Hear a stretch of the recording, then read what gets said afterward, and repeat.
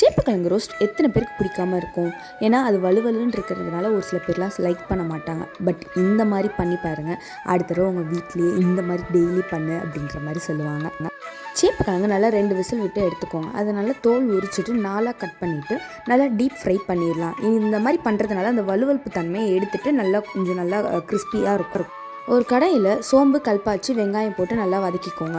வதக்கிட்டு கருவேப்பிலை போட்டுக்கோங்க ஸ்மெல்லுக்கு. தக்காளி போட்டுட்டு அதை நல்லா மசிஞ்சக்கப்புறம் தக்காளி நல்லா மசிஞ்சக்கப்புறம் 1/2 ஸ்பூன் இஞ்சி பூண்டு பேஸ்ட்டு போட்டுக்கோங்க.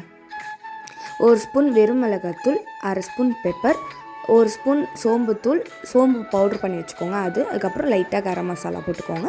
உப்பு போட்டு தேவையான உப்பு போட்டு 1/2 கிளாஸ் தண்ணி ஊற்றி நல்லா அந்த மசாலா ஸ்மெல் போகிற வரைக்கும் கிண்டிட்டு கிழங்கு நீங்கள் ஃப்ரை பண்ண வச்சுருந்த கிழங்கு போட்டுட்டு நல்லா ரோஸ்ட் பண்ணி எடுத்துகிட்டு கொத்தமல்லி போட்டு இறக்கி பாருங்கள், செம்மையாக இருக்கும். இது சாம்பார் கூட வச்சு சாப்பிட்டு பாருங்கள், சூப்பராக இருக்கும். பாய்.